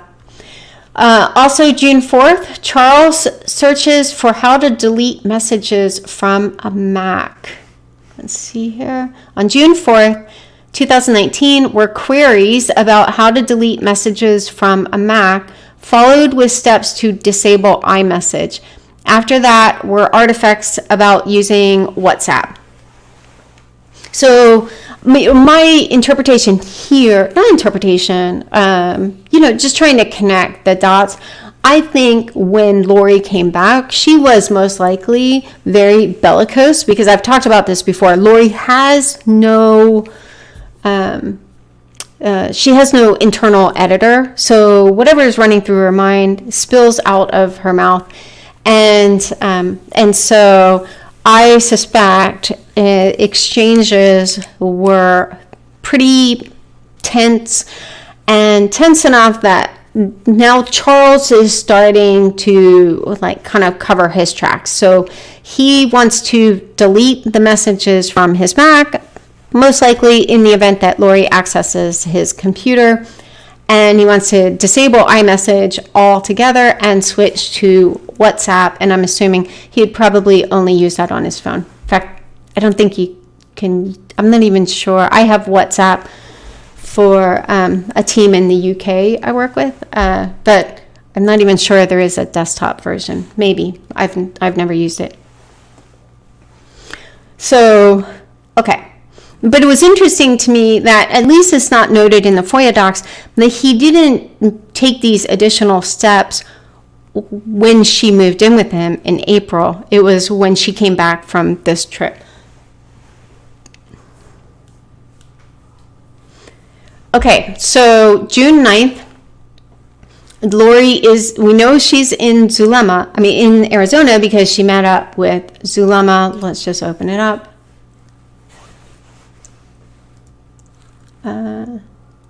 Okay, that's a PDF. Oh yeah, it's multiple pages, so I had to save it as a PDF. That's why the highlights are pink. All right. Oops.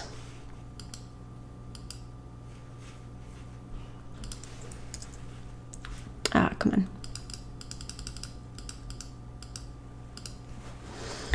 Okay, so this is Zulema. I have a call with Julie. This was most likely Julie Clement in 15 minutes. So I'll text you when I'm off the phone with her. That was June 4th.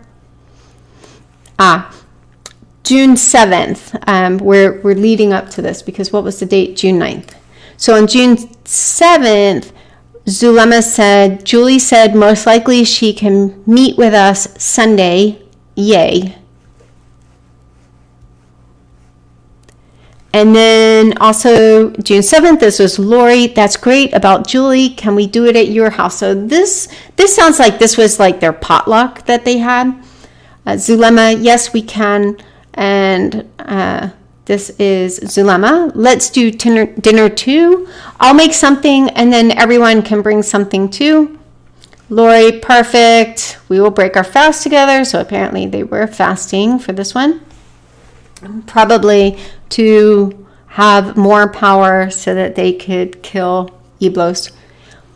Then on June 9th, Julie just confirmed, and she can be here with us. Food smells delicious here. Can't wait to see you.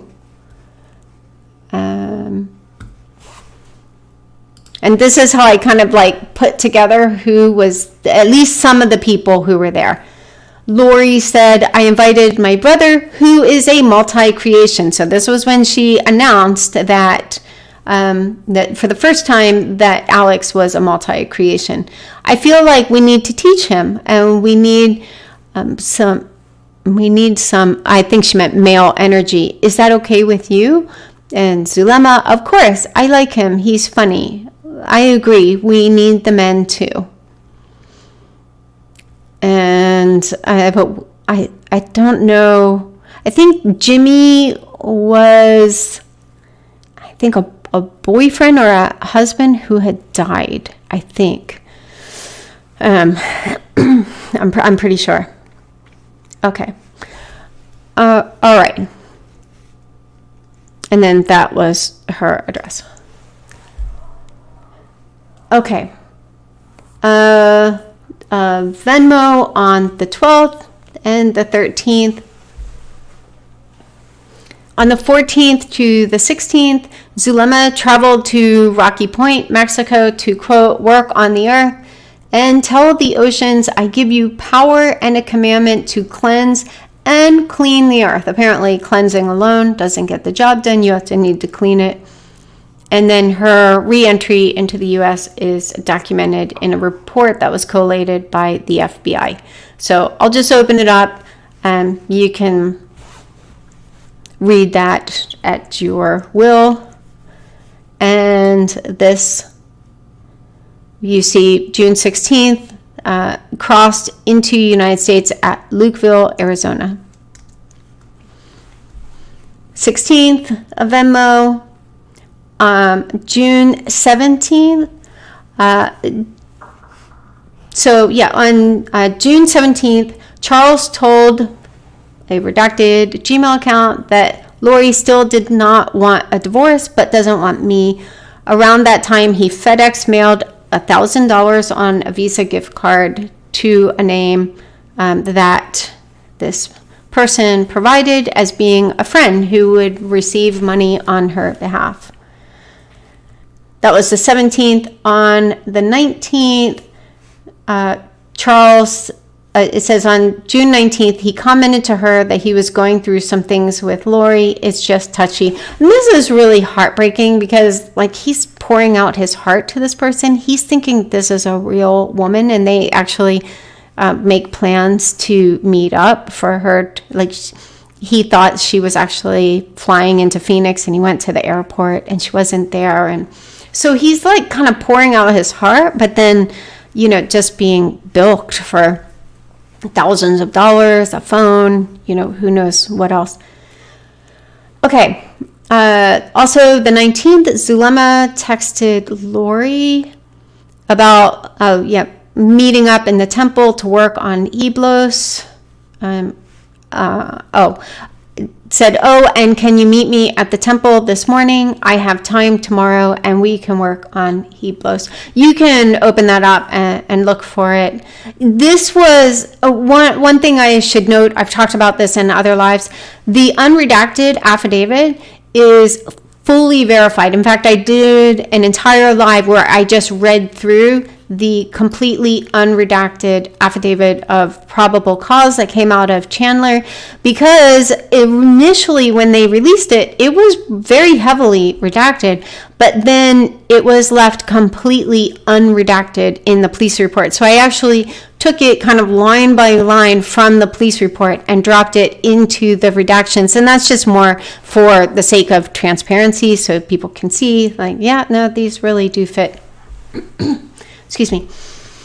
June 20th, Lori leaves Charles again and moves into her rental home. This date was provided by his landlord in a Facebook post that he later deleted. I do have a screenshot of it, but I don't really feel comfortable sharing most screenshots that were shared inside a private Facebook group. Also on the 20th, let's see, on this day, this was another interaction he had with the scammer. Charles made comments about how he and Lori were no longer friends and that she would not speak ill of him, but she did not understand him.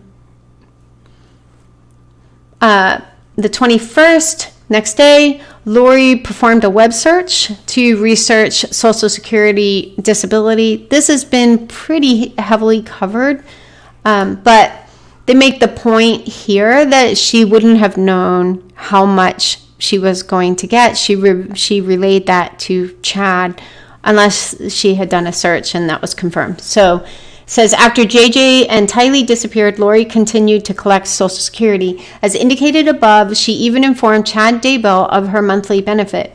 In using the keyword Social Security in both iCloud accounts, so that's most likely her Lori for Style and her Lolly Time account. Let's see. I learned that Lori conducted a web search for Social Security on June 21st. This search was linked to, that looks like it's most likely the Lori for Style account. The URL for this search took her to a benefits estimator. Such a search would indicate her plan prior to Charles' death. According to the calendar on the most likely Lori for Style account, Lori had an appointment with the Social Security Administration on August 12th at 13:30. This appointment was in Apache Junction, Arizona. Also on the 21st, Charles commented that he was packing her things to take to Arizona on Sunday. Also on the 21st, that I already covered. That's a duplicate. Alex Cox enters the conversation about Charles, aka Eblos. I'm not sure what that one was. I should probably go back and add more detail about that. Okay. Let me zoom in.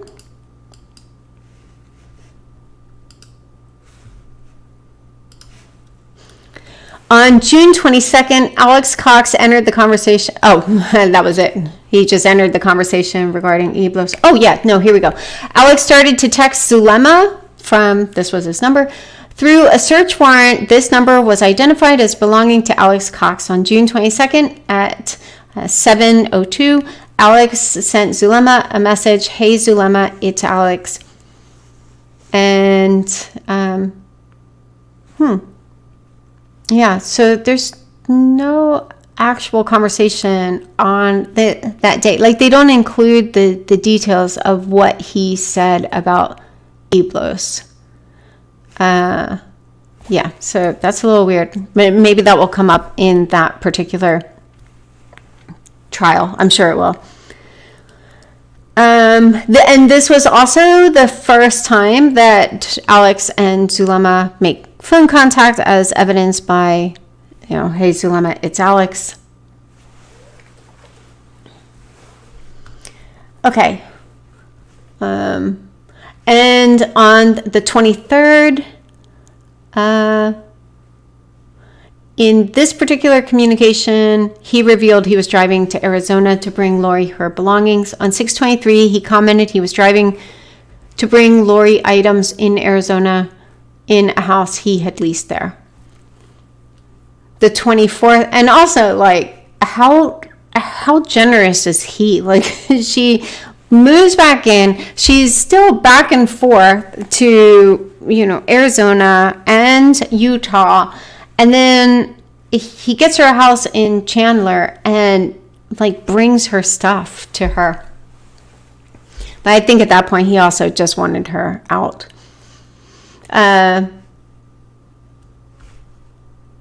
Let's see.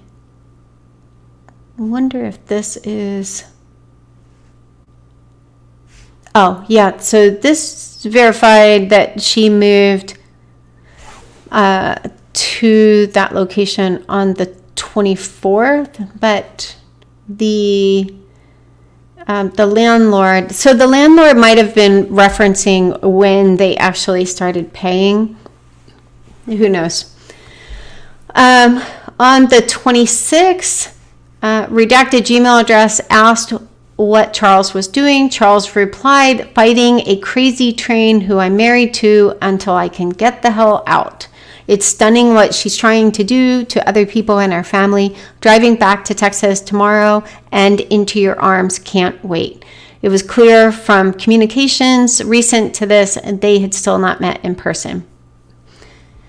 June 26th, Charles texted Adam to ask if they could talk, and they have a phone conversation shortly thereafter.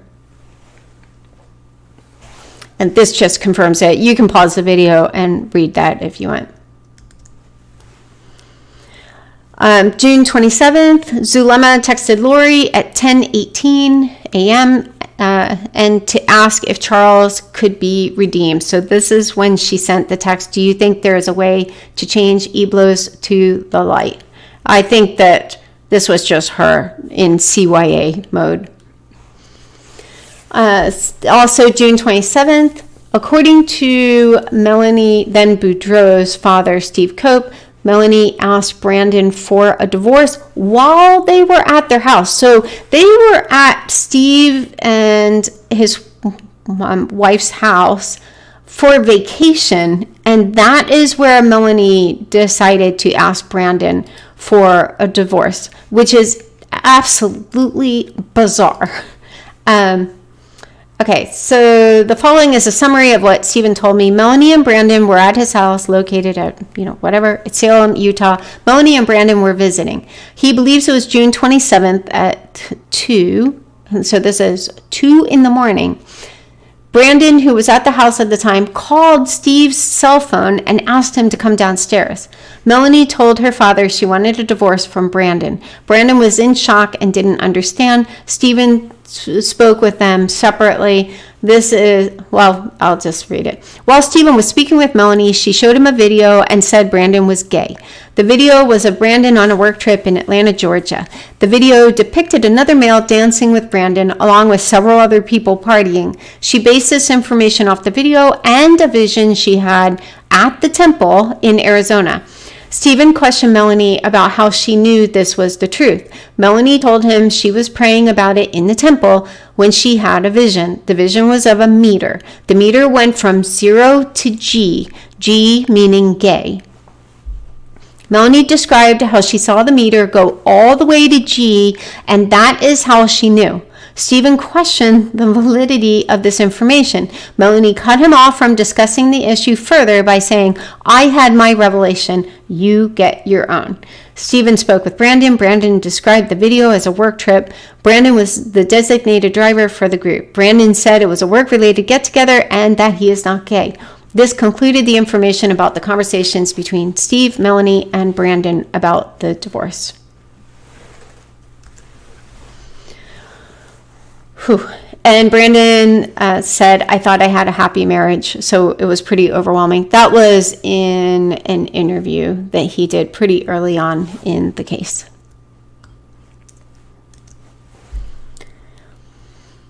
All right, June 27th. This was when Charles drove to the airport in Texas, most likely the Houston airport, and found out that the scammer hadn't boarded the plane. Messages on June 27th showed Charles went to the airport to meet redacted Gmail address and found she never boarded. On the same day, Charles sent Adam Cox a link with information about being a translated being. This was their interaction. Let's see. In reviewing Charles Vallow's phone, there was obvious turmoil in the months leading up to his death. Communications in the phone show that each of them was accusing the other of infidelity. On February 23rd, Charles sent Lori an email. In this email, Charles explained that he had not been unfaithful and was willing to take a polygraph and hire a private investigator to clear his name of any wrongdoing. In many of Charles' text messages to Lori, his tone was very loving and supportive. From February of 2019 to June of 2019, Charles articulated interest in working on their marriage and not filing for a divorce. This all seemed to change in June of 2019. On June 26, Charles Vallow sent a text to Adam. I love how they redact Cox, but then put in parentheses Lori's brother. They do this quite a bit. Asking if he could chat. The two of them had a phone conversation. On June 27th, Charles sent Adam a link that talked about a translated being and about traveling to other dimensions. Charles told Adam that this was what Lori had been talking about extensively. Subsequent text messages expressed the opinion that Lori was ruining people's lives, to include Brandon. Charles stated that Lori needed to be stopped before she ruined other marriages. Also, June 28th, this was when Lori created the alias email in Charles Vallow's name and sent Chad an invitation to stay in their home. This has been pretty well documented, so you can check that out if you are so inclined. That same day, Charles and Adam have a text message where Adam tells Charles he already told his mom that they had to have a family meeting when Charles wanted them to include someone whose name was redacted and Gabe Bonilla. Actually, you know what? There's so much happens in these next couple of days. I'm going to pick up here in the next live. Plus, it's getting late. So next week, we will pick up here. Like I said, so much happens these last couple days in June and then in July leading up to Charles' murder. As always, if you have any questions, drop them in the comments below. I do check in pretty regularly, and have a great night.